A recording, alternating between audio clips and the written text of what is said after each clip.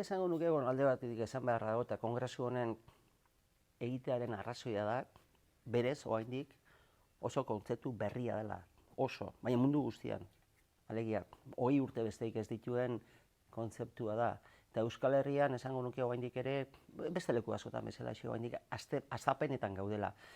Baina bitzetan esan da, kirol diplomaziak alderdi asko ditu, ez? Izan daiteke, definizioak klasikoena, nolabait, herri batek, hiri batek, estatu batek, kanpoan bere tokia, bere posizionamendua, nazioarteko posizionamendua irabazteko, indartzeko dituen tresnak izan daitezke kirol ekitaldiak. Hemendik gutxira hemen turra hasiko da, horiek izan daitezke, baina badira beste lanabes batzuk, ez dira bakarrik soilik kirol ekitaldiak, badira baita ere kirolaren inguruan dauden balore, identitateak, hori ere izan daiteke herri batek, hiri batek, kanpoan, nazioartean, bere tokia irabazteko, eta merkatuan bezala, enpresa batek merkatua irabazteko, hainbat estrategia ditu, alde hortatik, estrategia bada, azken finean kirol diplomazia estrategia bat, instrumentu bat izan dira. Baina nik uste hortik harruntzat beste gauza asko dira. Alegia, nik uste dut kirol diplomazien bitartez esate bateako herrien arteko harremanak, herritaren arteko harremanak, kultura ezberdinen arteko harremanak estutzeko, sendotzeko ere oso aproposa. Nik uste dut kirola gaur goizean entzun dugu, oso esparru atsegina dela, amable dela, kostu gutxikoa dela, beste lanabez o instrumentu edo estrategia batzuk badirak, askoz ere gogorragoak, dirua kostatzen dutena. Kirolak ez du alde hortatik kostu hori, oso errexea da horretik esaten botere biguna dela, soft power. Eta berriro diot, gaur mundu gatazkatsu honetan, hainbat, eta oain gehiago bereziki, beti izan da, baina oain ere, gatazkatsua, konfliktoz betetakoa, hortan ere kirolak asko indezake. Hori da pixa kirol diplomazian beste alderdi bat, gatazka konpontzekoa. Kirola esate bateko hainbat herrialdetan erabili izan da, eta erabiltzen da baita ere, herri horren gizartean dauden gatazka horien konponbideako, bai Hego Afrikan rugbia izan zen, Irlandan, Ipar Irlandan ere, kirolak izan du izaten nahi da nolabaiteko garrantzia, bi komunen arteko harremanak hobetu daitezen, alde horretatik hori ere izan daiteke kirol diplomazian. Eta gero horren inguruan dauden gauza asko, gaur, eta bihar entzungo ditugu kirolaren o kirol diplomaziaren begida ezberdinak,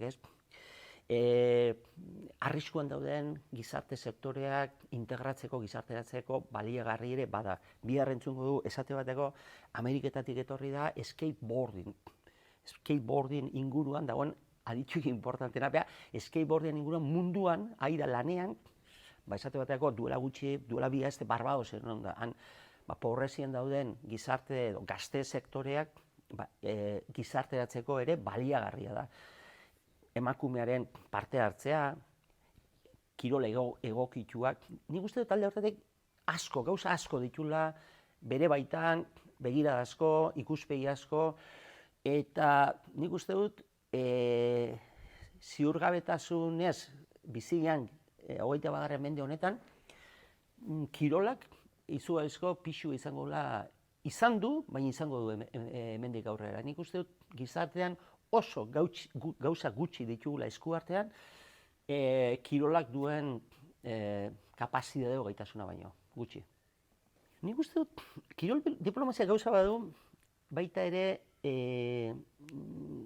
nolabait, ate asko ireki dizkie lehen protagonismo gutxi zeukaten eragilei.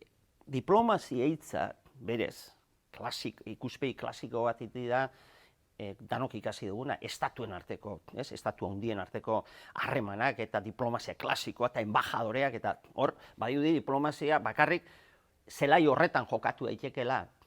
Kirol diplomaziak zabaldu dizkie ateak beste eragile batzuei, eta gure kasu esate bat, gure herria, Euskal Herria, Euskadi, estaturik gabeko herri bada, berez guk ez daukagu, kanpo arazotako, kanpo arazoen esparruan gaitasun normatiborik, guk ez dauzkagu enbajadorea munduan.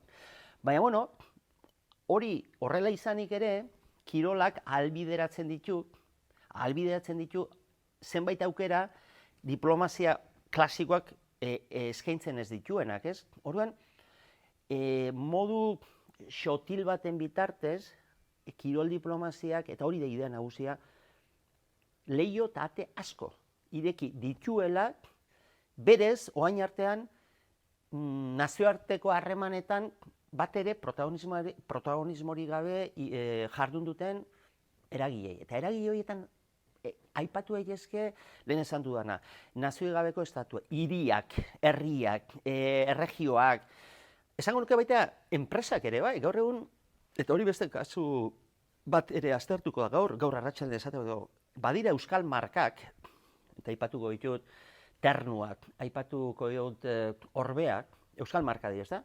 Noski, bi euskal enpresa horien helburu nagusiena komertziala da, gauzak, merkatuan dirua egitea, o dirua edo nola baiteko business kontzeptu bezala aipatzen dara. Baina horretaz gain, euskal enpresa horien bitartez, gure euskal marka ere munduan ezagutarazten da. Neri gertatu zait, estatu batuetan, esate bateako, txirrindularitza saletasun inguruan, o saletasun asko dagoen ingurutan, euskalduna zea eta, Orbea ezagutzen dut. Orbea marka estatu batuetan oso indartsu dagoelako, Australian bertan. Orduan, esango nuke, eskenategi asko ireki dituela kirol diploma eta irekiko dituela.